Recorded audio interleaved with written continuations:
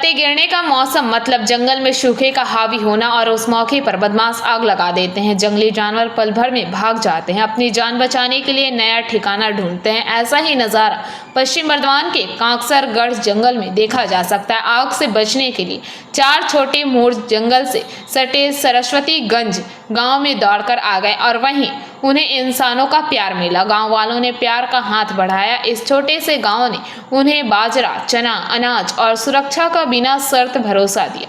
उस दिन की गर्मी में उस डर को भूलकर वे मोर आज बड़े हो गए हैं।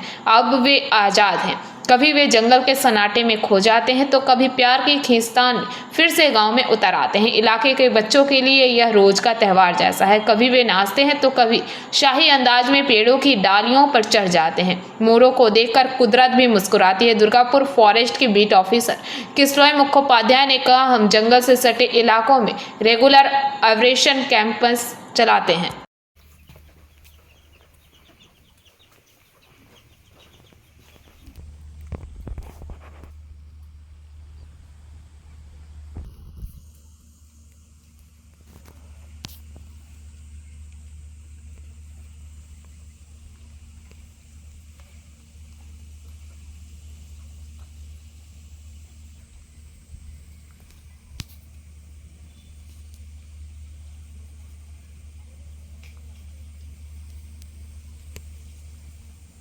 তবে এগুলো সাধারণভাবে বাড়িতে থাকার জিনিস নয়।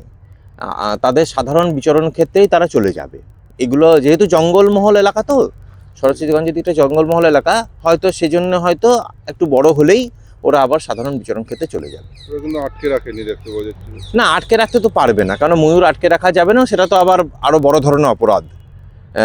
তারা গোটা গ্রামেই তারা ঘুরে বেড়ায়। জঙ্গলের আশপাশে ঘুরে বেড়ায়। হ্যাঁ, গোটা গ্রামে তারা আলোকিত করে রাখে গ্রামকে। তারপর আর জঙ্গলেও যায়, আবার গ্রামের মধ্যেও থাকে। পরিবেশটা দেখতে খুব সুন্দর লাগে। ছোট ছোট বাচ্চাদেরও তো ভালো লাগে। হ্যাঁ, ছোট ছোট বাচ্চা তারাও দেখে, তারা আনন্দ পায়। এটা একেবারে বিরল দৃষ্টি। হ্যাঁ, একেবারে বিরল দৃষ্টি। কি নাম আপনার? আমার নাম নিত্যানন্দ সাহা। दुर्गापुर से निमाई दास की रिपोर्ट, पीबीटीवी न्यूज़।